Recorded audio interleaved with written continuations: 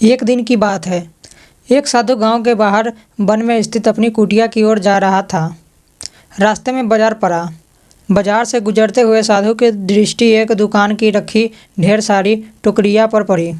उसमें खजूर रखे हुए थे। खजूर देखकर साधु के मन में लालच आ गया। उसके मन में खजूर खाने की इच्छा जग उठी, किंतु उस समय उसके पास पैसे नहीं थे।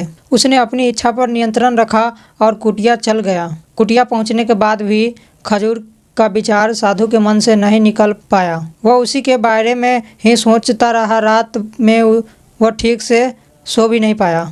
अगली सुबह जब वह जागा तो खजूर खाने की इतनी इच्छा की पूर्ति के लिए पैसे की व्यवस्था करने के बारे में सोचने लगा। सूखी लकड़ियां बेचकर खजूर खरीदने लायक पैसे की व्यवस्था अवश्य हो जाएगी। यह सोचकर वह जंगल में गया और सूखी लकड़ियां बीनने लगा। काफी लकड़ियां एकत्रित कर लेने के बाद उसने उसका गट्ठर बनाया और उसे अपने कंधे पर लादकर बाजार की ओर चल पड़ा।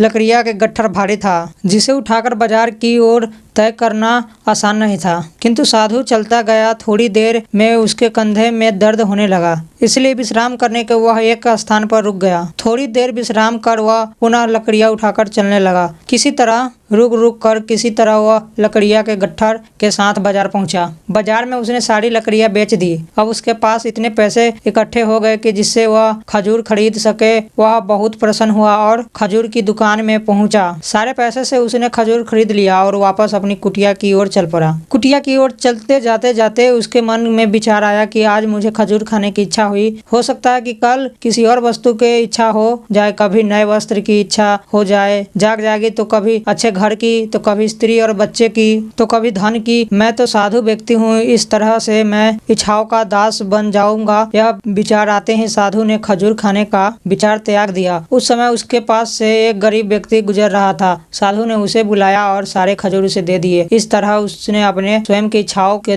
दास बनने से बचा लिया।